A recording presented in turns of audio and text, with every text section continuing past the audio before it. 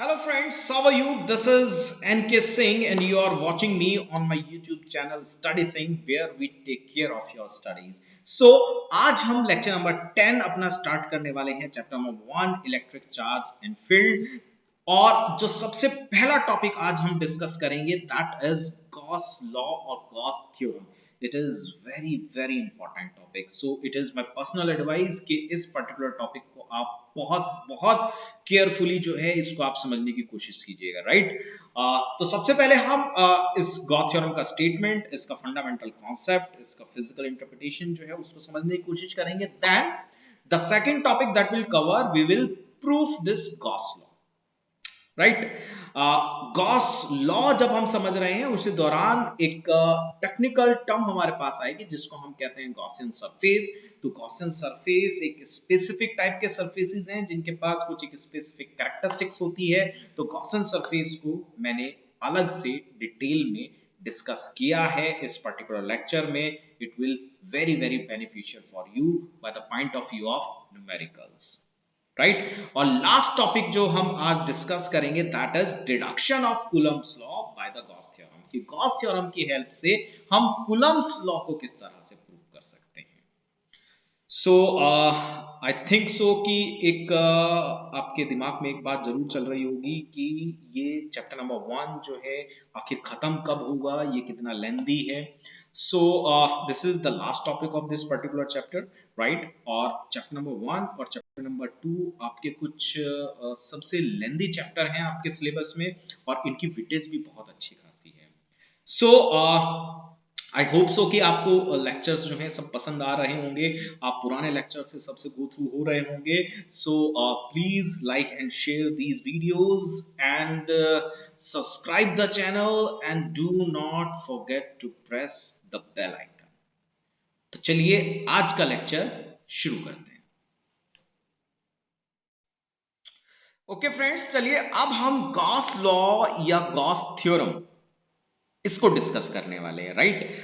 ये एक बहुत ही इंपॉर्टेंट टॉपिक है चैप्टर नंबर 1 का। इस टॉपिक से आपसे कॉन्सेप्चुअल क्वेश्चन भी पूछे जाते हैं, आपसे न्यूमेरिकल भी पूछे जाते हैं, आपसे डेरिवेशन भी पूछे जाते हैं। So it is one of the most important topic of chapter 1, right.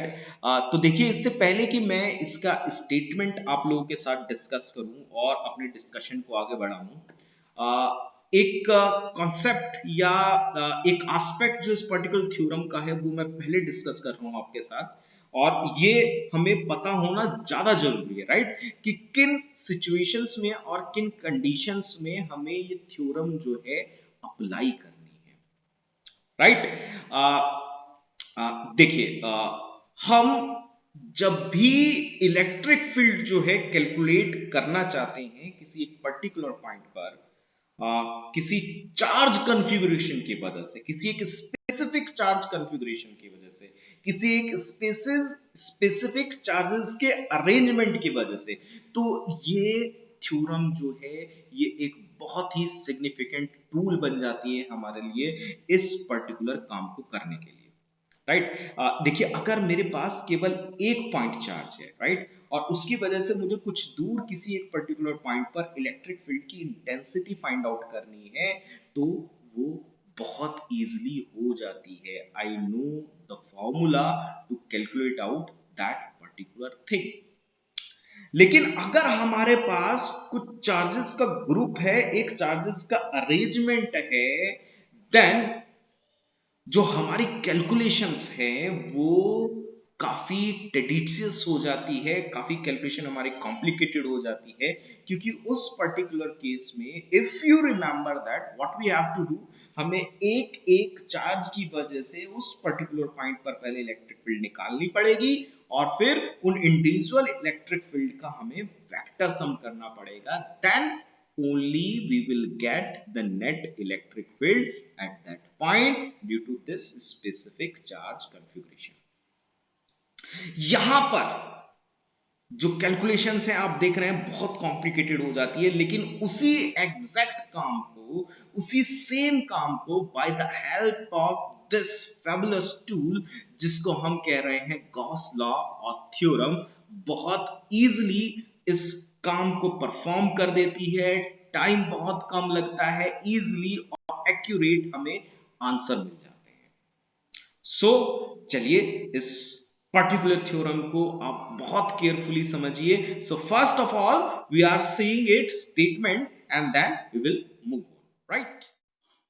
So friends, let us suppose कि मेरे पास एक क्लोज्ड स्फीयर है, राइट, और उसके अंदर मैंने ये एक चार्ज Q जो है उसके अंदर रखा हुआ है, राइट।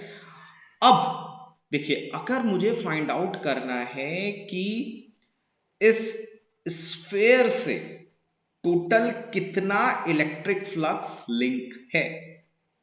देखिए ये चार्ज है तो यहां से इलेक्ट्रिक फील्ड लाइन जो है, जिस तरह से बल्ब के अंदर से रोशनी की किरणें निकलती हैं, इस तरह से इलेक्ट्रिक फील्ड लाइन जो है यहां से निकलेंगी और इस स्फीयर से पेंट्रेट होते हुए बाहर की तरफ जाएंगी। और अब आपको इलेक्ट्रिक फ्लक्स का कॉन्सेप्ट जो है रिमेंबर करना है। तो अगर मुझे इस टोटल सरफेस, चलिए इस जो स्फीयर का जो टोटल सरफेस एरिया है उसको मैं रिप्रेजेंट कर रहा हूं, लेट अस से उसको रिप्रेजेंट करते हैं हम कैपिटल एस से। तो उससे जो टोटल फ्लक्स लिंक है वो कितना है, राइट।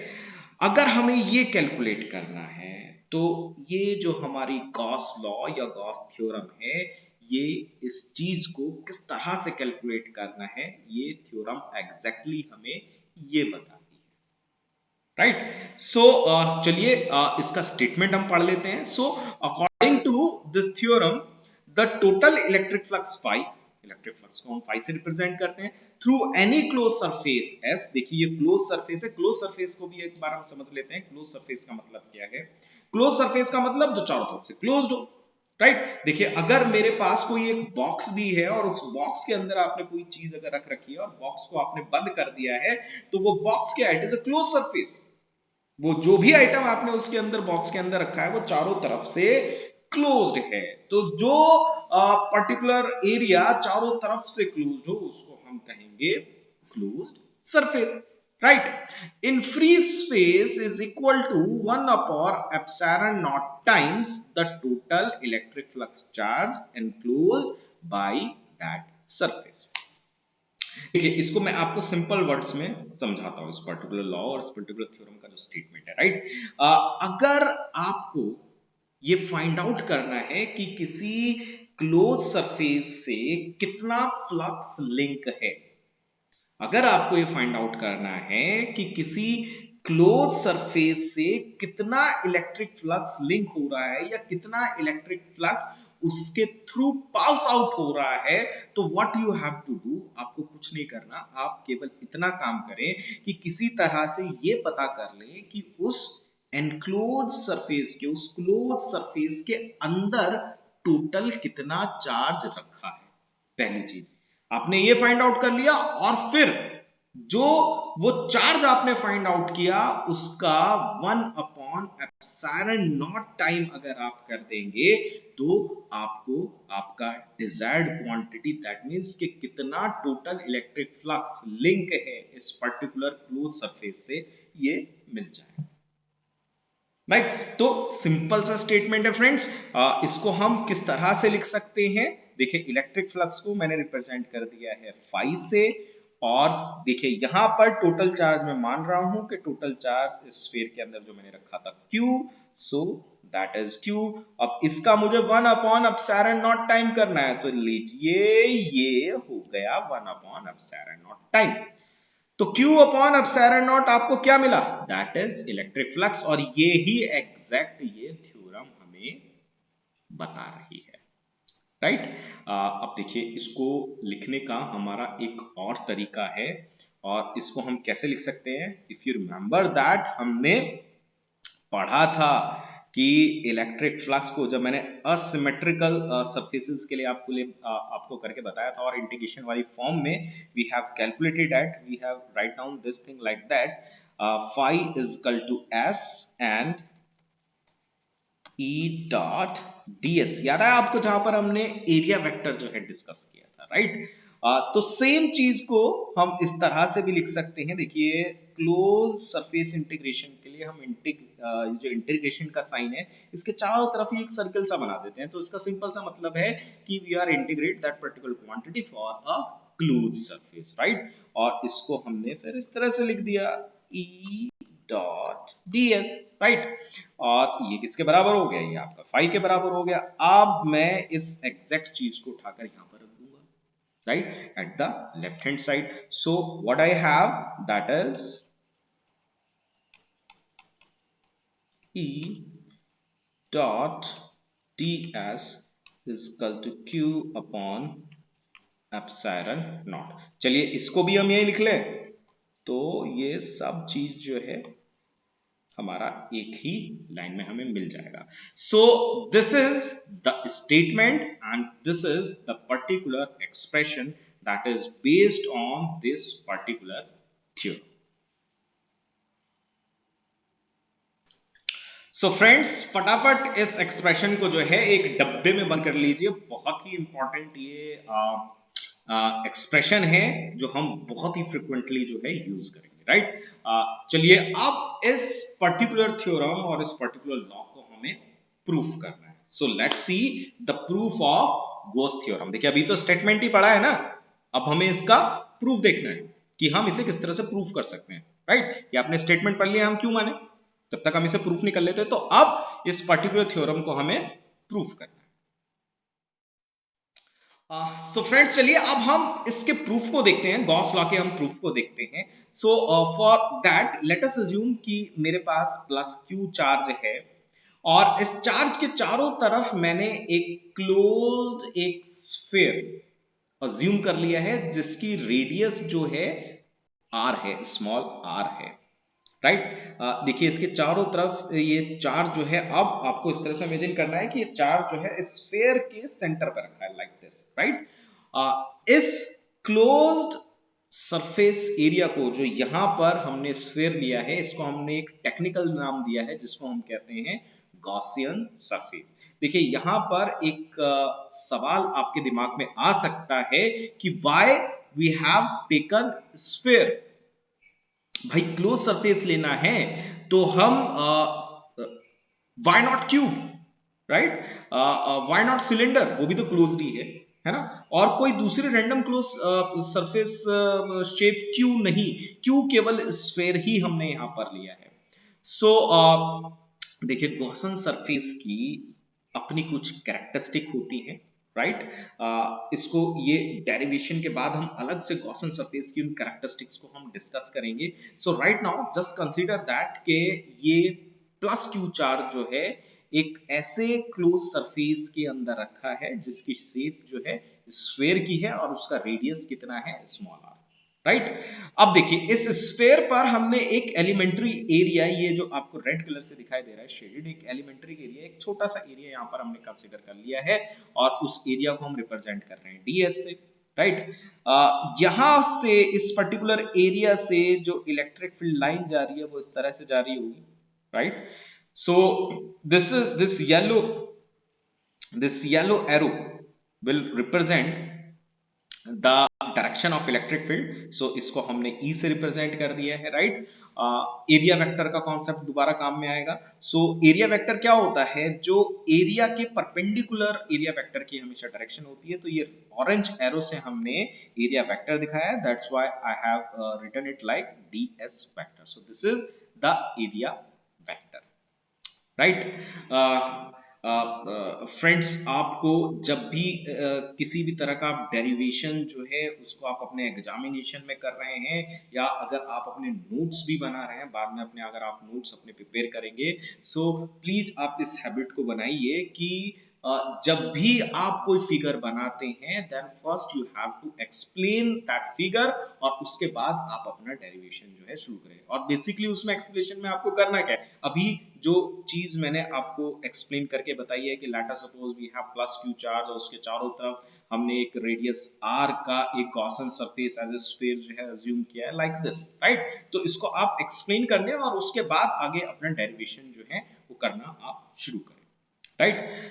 सो नाउ ये जो पर्टिकुलर आपका एलिमेंट्री सरफेस एरिया है, इससे टोटल लिंक फ्लक्स जो है वो कितना होगा। छोटा सा एरिया है तो उससे जो आपका फ्लक्स लिंक होगा वो भी इंक्रीमेंटली होगा, एक बहुत छोटा सा फ्लक्स इससे लिंक होगा। सो उसको हम रिप्रेजेंट करेंगे बाई डी फाइव, राइट। और ये किसके बराबर होगा, it is E dot ds vector, right. अब लेट अस सपोज, चलिए इसको हम कह देते हैं दिस इज इक्वेशन नंबर 1। लेकिन मैं क्या केवल इस छोटे से सरफेस एरिया से ही मेरा मतलब है, मुझे ये जो टोटल सरफेस एरिया है इससे जो टोटल फ्लक्स लिंक है मुझे वो कैलकुलेट करना है, राइट। सो दैट मीन्स मुझे इस इक्वेशन नंबर 1 को इंटीग्रेट करना होगा। ओके, तो चलिए इस इक्वेशन को हम इंटीग्रेट करते हैं। So the total flux link with surface area, उसके लिए हमने इक्वेशन नंबर 1 को इंटीग्रेट कर दिया है। That means D five is E dot ds, right. और यहां पर हमने क्लोज सरफेस, क्योंकि एक पूरा क्लोज सरफेस है तो इसको क्लोज सरफेस के लिए हम इंटीग्रेट कर रहे हैं। लेट अस सपोज कि ये जो सरफेस है इसका जो टोटल सरफेस एरिया कैलकुलेट करके आता है उसको हम रिप्रेजेंट कर रहे हैं बाई कैपिटल S, उसको हम कैपिटल S से रिप्रेजेंट कर रहे हैं, राइट। अब देखिए इसमें तो यहां पर हमें टोटल फ्लक्स मिल जाएगा इसको इंटीग्रेट करके, राइट। और यहाँ पर हमें अब E की वैल्यू जो है उसको सब्स्टिट्यूट कर देना है। E की वैल्यू मुझे पता है, देखिए E की वैल्यू हम किस तरह से निकालते हैं।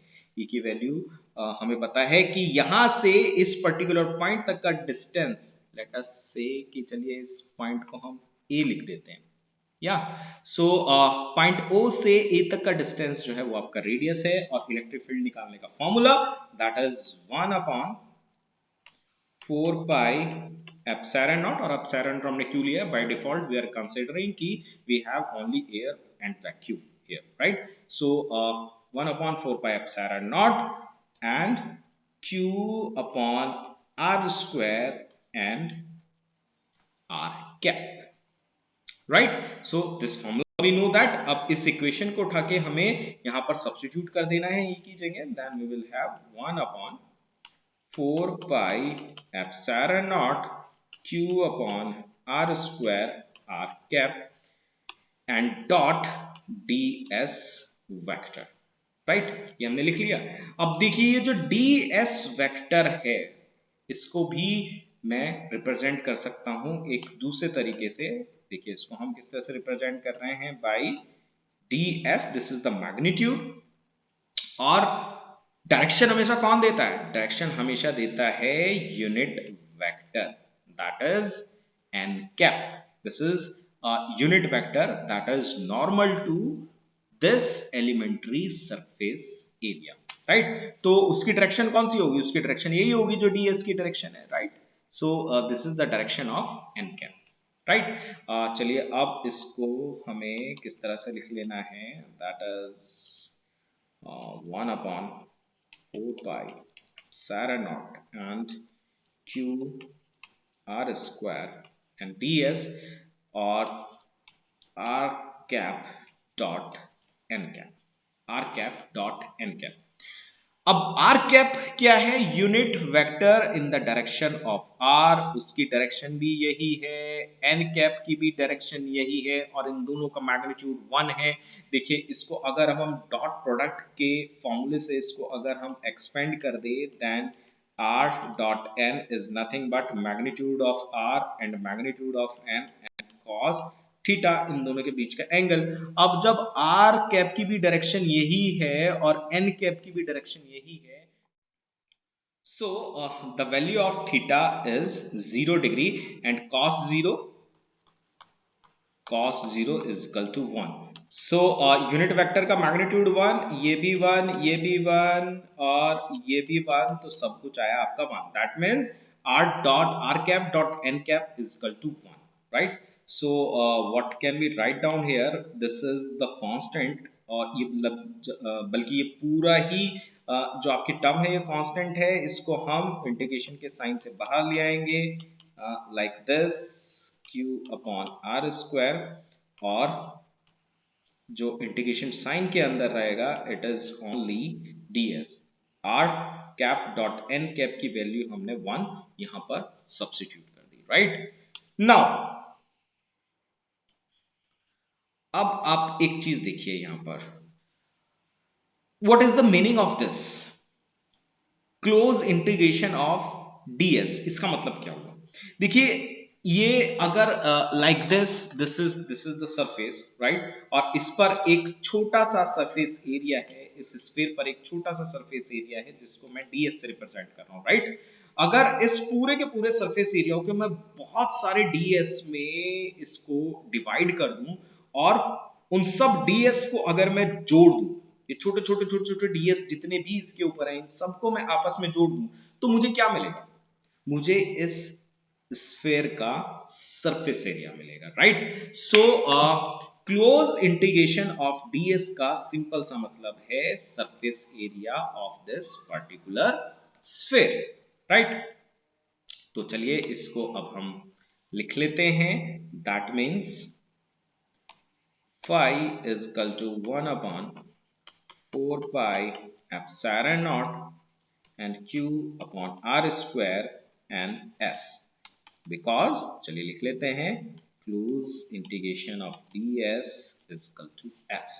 ये हमने माना हुआ है कि टोटल सरफेस एरिया जो है इस सरफेस का s है, राइट। सो स्फीयर के सरफेस एरिया का फॉर्मूला क्या होता है? By mensuration we know that the area of sphere और surface area of sphere is equal to 4 pi R square, जहां पर r उसका रेडियस है, right. So that means s is equal to 4 pi R square. So phi is equal to 1 upon 4 pi epsilon naught q upon r square into 4 pi r square, right. अब देखिए 4 pi से 4 pi cancel out हो गया, r square से r square cancel out हो गया, so what we have left with that is phi is equal to q upon epsilon naught। ये ही हमें प्रूफ करना था। So that means phi is equal to close integration E dot ds, ये तो हमें यहीं से मिल गया है। That means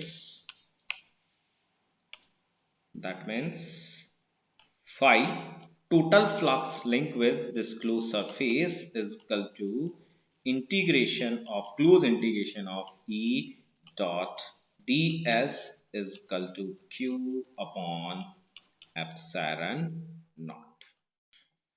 सो फ्रेंड चलिए अब हम गॉसन सरफेस को थोड़ा सा डिटेल में देख लेते हैं, right. So Gaussian surface are basically imaginary surface जो हम इमेजिन करते हैं किसी चार्ज या चार्ज कॉन्फ़िगरेशन के चारों तरफ, राइट। इन सरफेसेस की कुछ प्रॉपर्टीज होती हैं, कुछ कैरेक्टरिस्टिक्स होती हैं, अभी मैं उन्हें पढ़ के आपको एक्सप्लेन कर रहा हूं, और फिर इनको एग्जांपल की हेल्प से हम बहुत अच्छे से क्रिस्टल क्लियर कर लेंगे, right. So first properties of Gaussian surface is that Gaussian surface are symmetrical surfaces, right? The second property or characteristics of Gaussian surface are everywhere on the Gaussian surface electric field must be same and the angle between the electric field and area vector must also be same all over the Gaussian surface, right?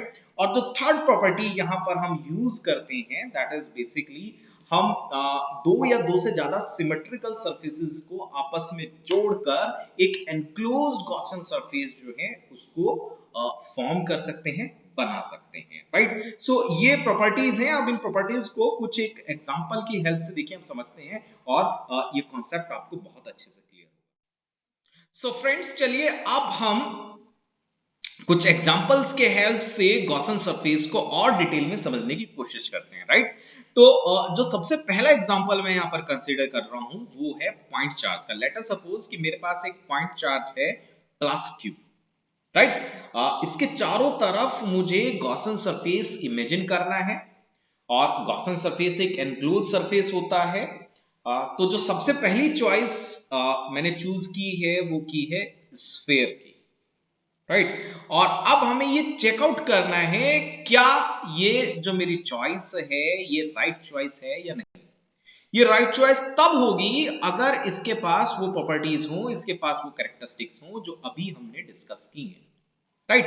तो चलिए, this is my point charge और इसके चारों तरफ एक imaginary जो surface मैंने imagine किया that is sphere.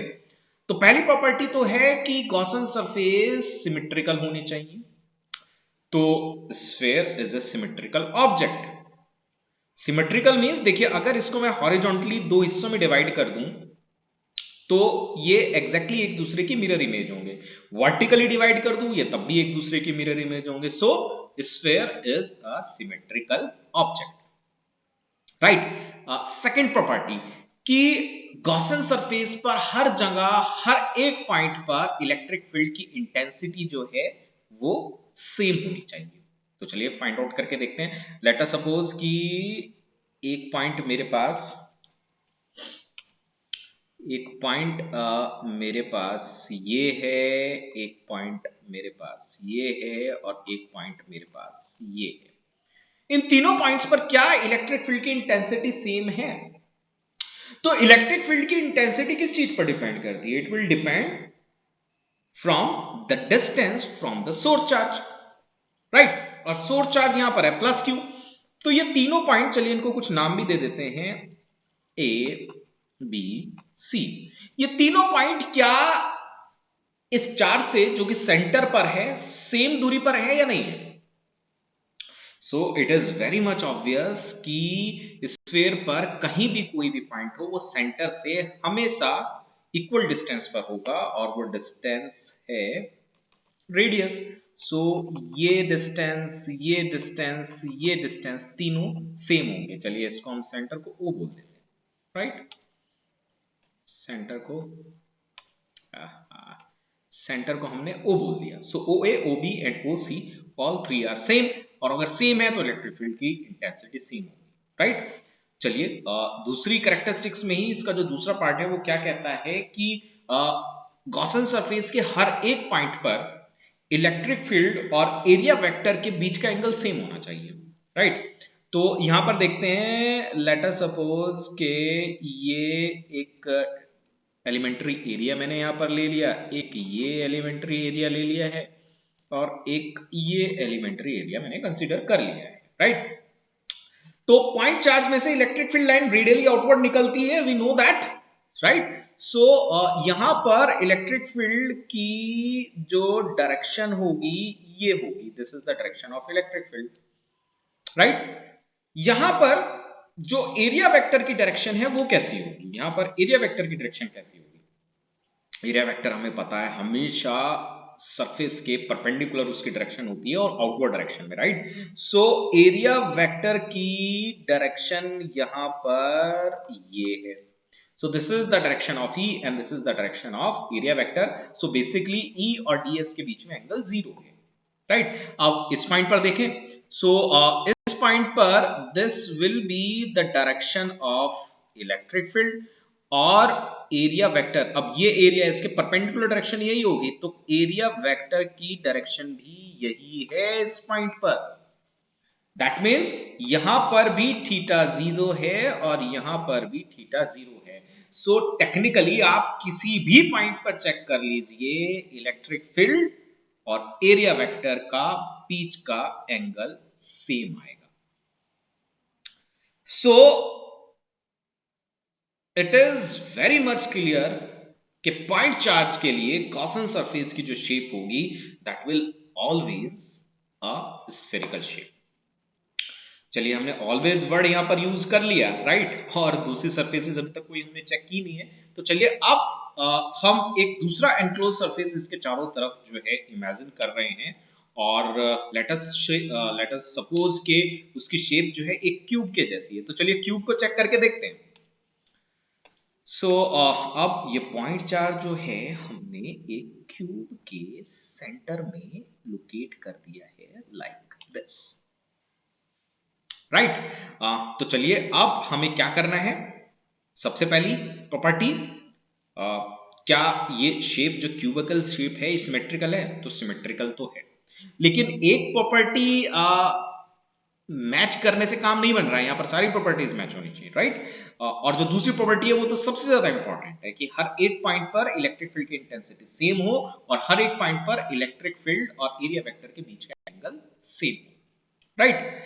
So second property अब चेकआउट करके देखते हैं। सो लेट अस सपोज कि मेरे पास ये दो पॉइंट मैंने चूज किए, एक पॉइंट ये चूज किया, लेट अस से इसको हमने ए कहा, और एक पॉइंट मैंने ये चूज किया, लेट अस सपोज को मैंने बी कहा। तो क्या यहां पर इलेक्ट्रिक फील्ड की इंटेंसिटी सेम है? तो इलेक्ट्रिक फील्ड की इंटेंसिटी सेम तब होगी अगर ये वाला डिस्टेंस और ये वाला डिस्टेंस सेम हो। लेट अस से कि इसको हमने ओ कहा, सेंटर को। सो ओ ए और ओ बी ऑब्वियसली सेम नहीं है, और अगर ये डिस्टेंस सेम नहीं है तो फिर इलेक्ट्रिक फील्ड की इंटेंसिटी कैसे सेम हो सकती है, राइट। तो cubical shape is not a right choice.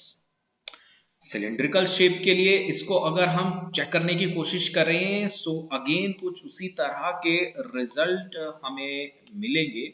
देखिए अगर मैं इसको उठा के यहाँ पे सिलेंड्रिकल के बीच में रख देता हूँ, राइट, तो आपको क्या लग रहा है? सिमेट्रिकल है, लेकिन आपको क्या लग रहा है कि यहाँ पर चाहे कहीं भी मैं कोई पॉइंट ले लूं तो क्या वहां पर इलेक्ट्रिक फील्ड की इंटेंसिटी सेम होगी? नहीं, क्योंकि ये डिस्टेंसेस सेम नहीं है। आप कोई और शेप इमेजिन करके देखिए और चेक करने की कोशिश कीजिए अपने आप क्यूबिकल शेप ले सकते हैं और कोई पेंटागन, कुछ भी आप शेप लेके देखिए और फाइंड आउट करने की कोशिश कीजिए क्या वो गॉसियन सरफेस की जो कैरेक्टरिस्टिक है उनको सेटिस्फाई करता है कि नहीं करता है। तो आप ये पाएंगे कि पॉइंट चार्ज के लिए the only right choice that we have for the Gaussian surface is a spherical surface, right. तो ये बात आपको हमेशा ध्यान रखनी है कि अगर पॉइंट चार्ज आपके पास है तो गॉसियन सरफेस की जो शेप होगी that will always spherical, right. चलिए अब दूसरा एग्जांपल देखते हैं। दोस्तों अब मैंने एक लाइन चार्ज ले लिया है। लाइन चार्ज का मतलब क्या है? लेट अस सपोज कि एक सिंपल सा हमारे पास एक स्ट्रेट वायर है और उस पर हमने कुछ एक चार्ज जो है वो डिस्ट्रीब्यूट कर दिया है, यूनिफॉर्म डेंसिटी है, दैट मींस हर एक पॉइंट पर चार्ज की जो डेंसिटी है वो सेम है। तो ये एक लाइन चार्ज का एग्जांपल हो गया, राइट। अब इस चार्ज कॉन्फ़िगरेशन के लिए गॉसियन सरफेस की चॉइस जो है कैसी होनी चाहिए, चलिए चेक करते हैं, राइट। सो सबसे पहली चॉइस जो मैंने यहां पर कंसीडर की है वो अगेन मैंने से स्फेयर कंसीडर कर लिया है और अब इसको चेकआउट करके देखते हैं क्या इसके पास गॉसियन सरफेस होने की काबिलियत है या नहीं, राइट। सो पहली कैरेक्टरिस्टिक कि इसको सिमेट्रिकल होना चाहिए, तो ये सिमेट्रिकल है, sphere is a symmetrical object, right? Second thing कि due to this charge configuration Gaussian surface पर हर एक पॉइंट पर इलेक्ट्रिक फील्ड की इंटेंसिटी सेम होनी चाहिए, राइट। तो देखिए यहाँ पर कुछ पॉइंट हम कंसीडर कर रहे हैं। लेट अस से कि एक ये पॉइंट ले लिया हमने, एक ये पॉइंट ले लिया, एक मैंने ये पॉइंट ले लिया। तो यहाँ पर let us say this is A, this is B, this is C. यहाँ पर जो इलेक्ट्रिक फील्ड है उसकी इंटेंसिटी निकालने के लिए मुझे जो डिस्टेंस इस वाले चार्ज से ये डिस्टेंस जो है ये कैलकुलेट करना पड़ेगा। यहां पर इंटेंसिटी निकालने के लिए इस वाले चार्ज से मुझे ये वाला डिस्टेंस कैलकुलेट करना पड़ेगा, यहाँ पर ये वाला डिस्टेंस कैलकुलेट करना पड़ेगा। तो ऑब्वियसली ये तीनों ही डिस्टेंस जो हैं एक दूसरे के इक्वल नहीं है, और अगर इक्वल नहीं है तो फिर इलेक्ट्रिक फील्ड की इंटेंसिटी कैसे सेम हो सकती है? सो this is not a right choice. Point charge के केस में पॉइंट चार्ज के केस में स्फेरिकल सरफेस या स्फेरिकल शेप राइट चॉइस थी। लेकिन ये कोई हार्ड एंड फास्ट रूल नहीं है कि जितनी भी आप कोई भी चार्ज कॉन्फ़िगरेशन हो, हर एक के लिए जो है आपकी जो डिजायरेबल चॉइस रहनी चाहिए वो स्फेयर ही है। अभी हमने देखा इस केस में sphere is not the right choice, right. चलिए अब सिलेंडर का दूसरी सरफेस दूसरा जो हमने शेप ली है, it is a cylindrical surface, और इसको देखते हैं कि क्या ये गॉसियन सरफेस की कैरेक्टरिस्टिक्स को फॉलो करता है कि नहीं करता है, राइट। तो सिलेंडर में सबसे पहले हमें ये देखना होगा कि ये जो शेप है, पर्टिकुलर शेप, इस शेप के बारे में हम कितना जानते हैं, राइट। तो सिलेंडर, और ये कौन सा है, ये क्लोज सिलेंडर है। तो सिलिंड्रिकल एक सिलेंडर में बेसिकली 3 सरफेस होते हैं, राइट। तो देखिए थोड़ा सा यहाँ पर देखिए, राइट। लेट अस अज्यूम के it is not a perfect, लेकिन आप अज्यूम कीजिए कि ये एक सिलिंड्रिकल सरफेस है, राइट। तो कोई भी सिलेंडर जो है 3 सरफेसेस से मिलकर बनता है, right. First the curve surface, then the top surface and the bottom surface. तो बेसिकली इसके पास 3 सरफेसेस हैं, राइट। और हमारी जो थर्ड कैरेक्टरिस्टिक थी वो हमें क्या कहती है कि हम 2 या 2 से ज्यादा सिमेट्रिकल सरफेसेस को आपस में जोड़ के गॉसियन सरफेस बना सकते हैं। तो दैट मीन्स यहां पर 3 सरफेस हैं और ये तीनों के तीनों ही सिमेट्रिकल हैं। अगर ऊपर वाले को हम देखें तो ये एक सर्कुलर डिस्क है, नीचे वाले को देखें ये भी सर्कुलर डिस्क है, और ये कर्व सरफेस है। तो ये तीनों के तीनों सरफेस हमारे सिमेट्रिकल हैं, राइट। तो थर्ड प्रॉपर्टी तो फॉलो कर रही है, राइट। अब सेकंड देखते हैं कि क्या हर एक पॉइंट पर इलेक्ट्रिक फील्ड की इंटेंसिटी सेम है। तो सबसे पहले हमने जो पहला सरफेस लिया वो ये आपका कर्व सरफेस है, दूसरा सरफेस आपका दिस इज टॉप सरफेस, और जो तीसरा सरफेस हमने लिया दिस इज दिस, और ये है बॉटम। तो सबसे पहले अभी हम कर्व सरफेस की बात करें, सबसे पहले अभी हम कर्व सरफेस की बात करें, राइट। तो यहां पर एक पॉइंट मैंने ये ले लिया, एक पॉइंट मैंने ये ले लिया। तो क्या इन दोनों पॉइंट्स पर इलेक्ट्रिक फील्ड की इंटेंसिटी सेम है या नहीं है? तो उसके लिए मुझे ये डिस्टेंस चाहिए, मुझे ये डिस्टेंस चाहिए। तो ये दोनों की दोनों डिस्टेंसेस सेम होंगी। Basically this distance is the radius of your cylindrical surface या सिलिंड्रिकल शेप, राइट। तो इलेक्ट्रिक फील्ड की इंटेंसिटी तो हर एक पॉइंट पर, सिलेंडर में हर एक पॉइंट पर due to the line charge हर एक पॉइंट पर सेम आएगी, right. The second thing is that कि क्या अभी हम कर्व सरफेस की बात कर रहे हैं, क्या हर एक पॉइंट पर इलेक्ट्रिक फील्ड और एरिया वेक्टर के बीच का एंगल सेम है? तो अभी हमें अपना सारा फोकस केवल कर्व सरफेस पे रखना है, राइट। टॉप और बॉटम को हम उसके बाद चेकआउट करेंगे, राइट। सो देखिए यहां पर हमने एक ये डिफरेंशियल एरिया, एक छोटा सा एलिमेंट्री एरिया ये कंसीडर कर लिया, यहां पर एक छोटा सा एरिया ये कंसीडर कर लिया, राइट। सो यहां पर इलेक्ट्रिक फील्ड की डायरेक्शन जो होगी वो इलेक्ट्रिक फील्ड यहां से इस तरह से निकलेगी, right. So this is the direction of electric field, और area vector की direction again perpendicular to this area, so this will be the direction of area vector. So यहाँ पर थीटा कितना हो गया 0। आप कहीं भी यहाँ पर पॉइंट ले लें, यहाँ पर लेंगे तो यहाँ पर भी सेम केस आपको मिलेगा। This is the direction of E, और ये हमारा एलिमेंट्री एरिया था, और this is the direction of DS। So again the theta is equal to 0। तो कर्व सरफेस पे आप कहीं भी पॉइंट ले लीजिए, E और DS के बीच में एंगल आपको 0 मिलेगा, राइट। चलिए अब टॉप सरफेस को देखते हैं, और जैसा टॉप सरफेस के रिगार्डिंग डिस्कशन होगा ऐसी सेम बॉटम के लिए होगा, राइट। सो यहां पर हमने एक ये पॉइंट ले लिया, राइट। और यहां पर हम देख रहे हैं कि इलेक्ट्रिक फील्ड की जो डायरेक्शन है, इलेक्ट्रिक फील्ड की जो डायरेक्शन है वो होगी ये, this is the direction of electric field, right.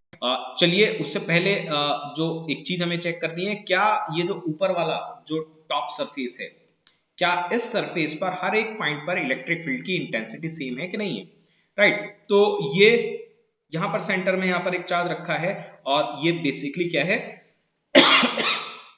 Circular disc है, तो ये पेरिफेरल है। तो पेरिफेरल पर आप कोई भी एक पॉइंट ले लीजिए, वो सेंटर से इक्वल डिस्टेंस पर होगा, तो इलेक्ट्रिक फील्ड की इंटेंसिटी तो सेम रहने वाली है, उसमें कोई डाउट की गुंजाइश ही नहीं है, राइट। दूसरी चीज की एंगल देखते हैं कि क्या सेम है E और DS के बीच में या नहीं, राइट। सो गाइस देखिए, यहाँ पर कोई भी आपका एक पॉइंट है तो इलेक्ट्रिक फील्ड की डायरेक्शन तो ऐसी ही रहने वाली है, रेडियली आउटवर्ड, राइट। लेकिन एरिया वेक्टर की डायरेक्शन यहाँ पर कैसे रहेगी? एरिया वेक्टर की डायरेक्शन हमेशा परपेंडिकुलरली आउटवर्ड होती है, राइट। तो यहाँ पर अगर मैं कोई एक एलिमेंट्री एरिया ले रहा हूं तो इसके परपेंडिकुलर आउटवर्ड डायरेक्शन कौन सी होगी? वो ये होगी, परपेंडिकुलर आउटवर्ड डायरेक्शन ये होगी, राइट। सो डीएस की जो डायरेक्शन यहाँ पर हमें मिल रही है वो है ये।